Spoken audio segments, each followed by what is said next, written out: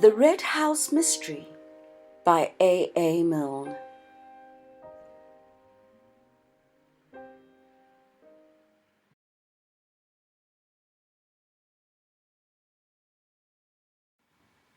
Chapter 2. Mr. Gillingham Gets Out at the Wrong Station. Whether Mark Ablett was a bore or not depended on the point of view, but it may be said at once that he never bored his company on the subject of his early life. However, stories get about. There is always somebody who knows. It was understood, and this, anyhow, on Mark's own authority, that his father had been a country clergyman. It was said that as a boy, Mark had attracted the notice and patronage of some rich old spinster of the neighbourhood, who had paid for his education both at school and university. At about the time when he was coming down from Cambridge, his father had died, leaving behind him a few debts, as a warning to his family and a reputation for short sermons as an example to his successor. Neither warning nor example seems to have been effective. Mark went to London with an allowance from his patron and, it is generally agreed, made acquaintance with the money-lenders. He was supposed by his patron and others who inquired to be writing, but what he wrote, other than letters asking for more time to pay, has never been discovered. However, he attended the theatres and music halls very regularly, no doubt with a view to some serious articles in the Spectator on the decadence of the English stage.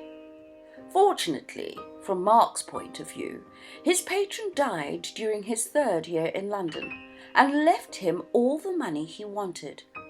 From that moment his life loses its legendary character and becomes more a matter of history. He settled accounts with the moneylenders, abandoned his crop of wild oats to the harvesting of others, and became in his turn a patron. He patronized the arts. It was not only usurers who discovered that Mark Ablett no longer wrote for money. Editors were now offered free contributions as well as free lunches. Publishers were given agreements for an occasional, slender volume in which the author paid all the expenses and waived all royalties. Promising young painters and poets dined with him, and he even took a theatrical company on tour, playing host and lead with equal lavishness. He was not what most people call a snob. A snob had been defined carelessly as a man who loves a lord, and more carefully as a mean lover of mean things, which would be a little unkind to the peerage if the first definition were true. Mark had had his vanities undoubtedly, but he would sooner have met an actor-manager than an earl. He would have spoken of his friendship with Dante, had that been possible, more glibly than his friendship with the Duke. Call him a snob if you like, but not the worst kind of snob. A hanger-on, but to the skirts of art, not society. A climber, but in the neighbourhood of Passmers, not Hay Hill. His patronage did not stop at the arts. It also included Matthew Cayley, a small cousin of 13, whose circumstances were limited as had been Mark's own before his patron had rescued him. He sent the Cayley cousin to school and Cambridge. His motives, no doubt, were unworldly enough at first, a mere repaying to his account in the Recording Angel's book of generosity, which had been lavished on himself, a laying up of treasure in heaven. But it is probable that, as the boy grew up, Mark's designs for his future were based on his own interests as much as those of his cousin, and that a suitably educated Matthew Cayley of 23 was felt by him to be a useful property for a man in his position. A man, that is to say, whose vanities left him so little time for his affairs. Cayley then, at 23, looked after his cousin's affairs. By this time Mark had bought the Red House and the considerable amount of land which went with it. Cayley superintended the necessary staff. His duties, indeed, were many. He was not quite secretary, not quite land agent, not quite business advisor, not quite companion, but something of all four. Mark leaned upon him and called him Kay, objecting quite rightly in the circumstances to the name of Matthew. Kay, he felt, was, above all, dependable, a big, heavy-jawed, solid fellow who didn't bother you with unnecessary talk, a boon to a man who liked to do most of the talking himself. Cayley was now 28, but had all the appearance of 40, which was his patron's age. Spasmodically, they entertained a good deal at the Red House, and Mark's preference, call it kindliness or vanity as you please, was for guests who were not in a position to repay his hospitality. Let us have a look at them as they come down to that breakfast of which Stevens, the parlour-maid, had already given us a glimpse. The first to appear was Major Rumbold, a tall, grey-haired, grey-moustached, silent man, wearing a Norfolk coat and grey flannel trousers, who lived on his retired pay and wrote natural history articles for the papers. He inspected the dishes on the side table, decided carefully on pedigree, and got to work on it. He had passed on to a sausage by the time of the next arrival. This was Bill Beverley, a cheerful young man in white flannel trousers and a blazer. "Hello, Major," he said as he came in. "How's the gout?" "It isn't gout," said the Major gruffly. "Well, whatever it is." The Major grunted. "I make a point of being polite at breakfast," said Bill, helping himself largely to porridge. "Most people are so rude. That's why I asked you. But don't tell me if it's a secret. Coffee?" he added as he poured himself out a cup. "Coffee?" he added as he poured himself out a cup. "No, thanks, I never drink till I've finished eating." "Quite right, Major, it's only manners." He sat down opposite to the other. "Well, we've got a good day for our game. It's going to be dashed hot, but that's where Betty and I score. On the 5th green. Your old wound, the one you got in that frontier skirmish in '43, will begin to trouble you on the 8th. Your liver, undermined by years of curry, will drop to pieces on the 12th. Oh, shut up, you ass! Well, I'm only warning you. Hello, good morning, Miss Norris. I was just telling the Major what was going to happen to you and him this morning. Do you want any assistance, or do you prefer choosing your own breakfast?" "Please don't get up," said Miss Norris. "I'll help myself. Good morning, Major." She smiled pleasantly at him. The Major nodded. "Good morning. Going to be hot." "As I was telling him," began Bill, "that's where—" "Hello, there's Betty. Morning, Cayley." Betty Calladine and Cayley had come in together. Betty was the 18-year-old daughter of Mrs. John Calladine, widow of the painter who was acting hostess on this occasion for Mark. Ruth Norris took herself seriously as an actress, and on her holidays seriously as a golfer. She was quite competent as either. Neither the Stage Society nor Sandwich had any terrors for her. "By the way, the car will be round at 10:30, said Cayley, looking up from his letters. "You're lunching there and driving back directly afterwards. Isn't that right?" "I don't see why we shouldn't have 2 rounds, said Bill hopefully. "Much too hot in the afternoon," said the Major. "Get back comfortably for tea." Mark came in. He was generally the last. He greeted them and sat down to toast and tea. Breakfast was not his meal. The others chatted gently while he read his letters. "Good God!" said Mark suddenly. There was an instinctive turning of heads towards him. "I beg your pardon, Miss Norris. Sorry, Betty." Miss Norris smiled her forgiveness. She often wanted to say it herself, particularly at rehearsals. "I say, Kay." He was frowning to himself, annoyed, puzzled. He held up a letter and shook it. "Who do you think this is from?" Cayley, at the other end of the table, shrugged his shoulders. How could he possibly guess? "Robert," said Mark. "Robert?" It was difficult to surprise Cayley. "Well?" "It's all very well to say 'well' like that," said Mark peevishly. "He's coming here this afternoon." "I thought he was in Australia or somewhere." "Of course, so did I." He looked across at Rumbold. Got any brothers, Major? No. Well, take my advice and don't have any. Not likely to now, said the Major. Bill laughed. Miss Norris said politely, But you haven't any brothers, Mr. Ablett? One, said Mark grimly. If you're back in time, you'll see him this afternoon. He'll probably ask you to lend him £5. Don't. Everybody felt a little uncomfortable. I've got a brother, said Bill helpfully, but I always borrow from him. Like Robert, said Mark. When was he in England last? Asked Cayley. About 15 years ago, wasn't it? You'd have been a boy, of course. Yes, I remember seeing him once about then, but I don't know if he had been back since. No, not to my knowledge, Mark, still obviously upset, returned to his letter. Personally, said Bill, I think relations are a great mistake. All the same, said Betty a little daringly, it must be rather fun having a skeleton in the cupboard. Mark looked up frowning. If you think it's fun, I'll hand him over to you, Betty. If he's anything like he used to be, and like his few letters have been, well, Kay knows. Cayley grunted. All I knew was that one didn't ask questions about him. It may have been meant as a hint to any too curious guest not to ask more questions, or a reminder to his host not to talk too freely in front of strangers, although he gave it the sound of a mere statement of fact.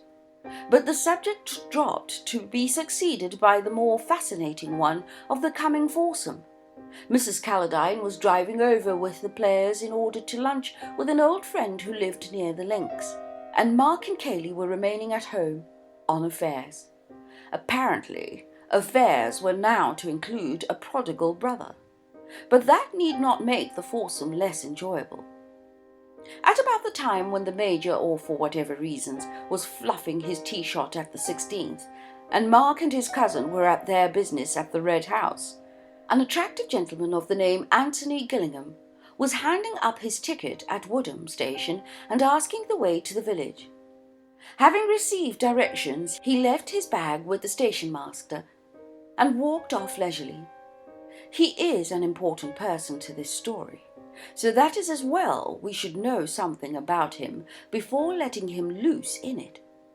Let us stop him at the top of the hill on some excuse, and have a good look at him. The first thing we realize is that he is doing more of the looking than we are.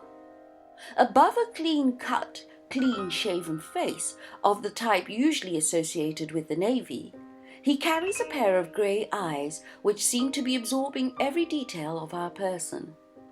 To strangers, this look is almost alarming at first, until they discover that his mind is very often elsewhere, that he has, so to speak, left his eyes on guard while he himself follows a train of thought in another direction.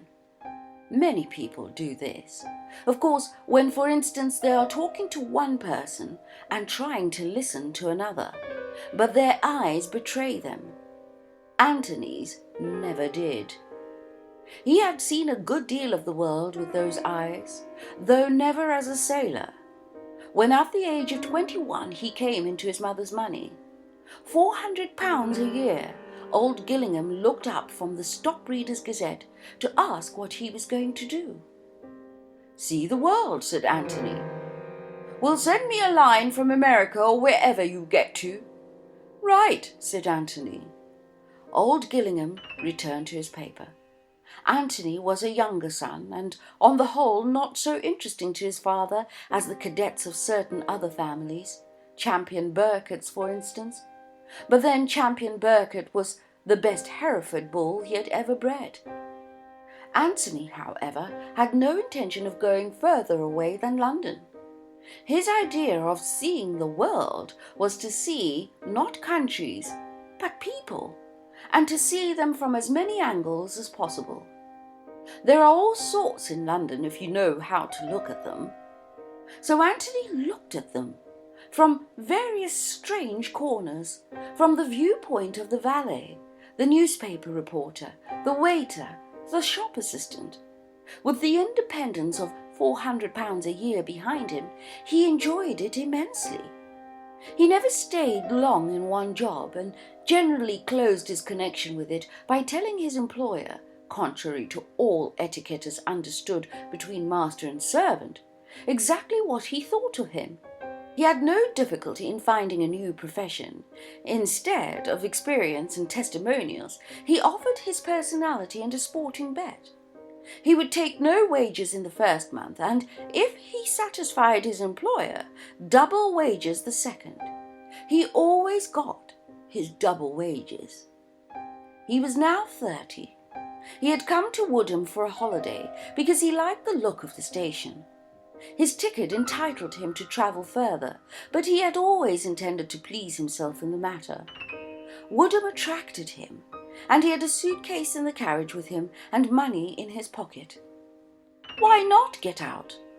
The landlady of the George was only too glad to put him up, and promised that her husband would drive over that afternoon for his luggage.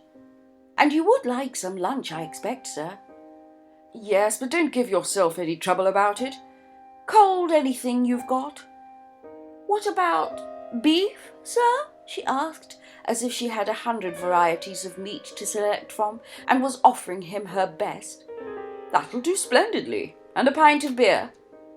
While he was finishing his lunch, the landlord came in to ask about the luggage. Anthony ordered another pint, and soon had him talking. "It must be rather fun to keep a country inn," he said, thinking that it was about time he started another profession. "I don't know about fun, sir. It gives us a living and a bit over."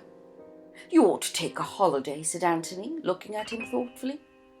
"Funny thing you're saying that," said the landlord with a smile. "Another gentleman, over from the Red House, was saying that only yesterday.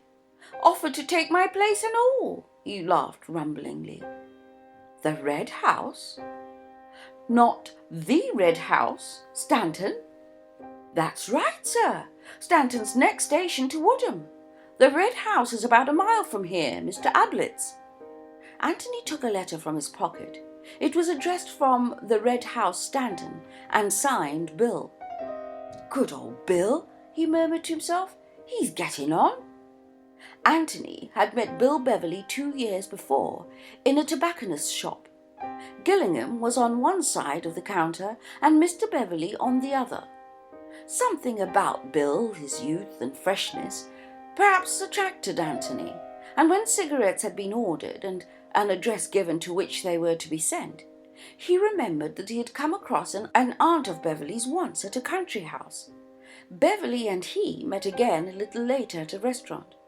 Both of them were in evening dress, but they did different things with their napkins, and Anthony was the more polite of the two. However, he still liked Bill, so on one of his holidays, when he was unemployed, he arranged an introduction through a mutual friend. Beverley was a little inclined to be shocked when he was reminded of their previous meetings, but his uncomfortable feelings soon wore off, and he and Anthony quickly became intimate. But Bill generally addressed him as "dear madman" when he happened to write. Anthony decided to stroll over to the Red House after lunch and call upon his friend. Having inspected his bedroom, which was not quite the lavender-smelling country inn bedroom of fiction, but sufficiently clean and comfortable, he set out over the fields.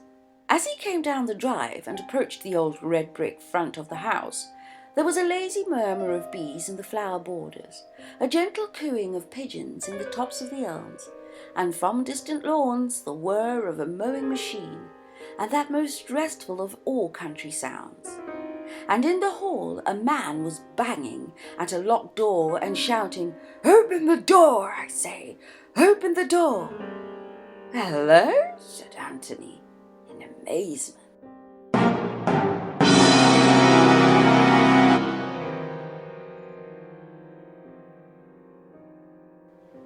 So, what did you think? Any comments? Any ideas? Put them in the comment section below. Let's discuss. Let's see if you have any theories about the chapter you've just listened to. Thank you for watching, and please remember to like this video, Share this audiobook series with somebody that you know enjoys detective stories, and subscribe to our channel, our ever-growing Audiobooks TV family. We'd really love you to be a part of us. And click the notification bell so that you don't miss out when we next upload. The next chapter coming tomorrow.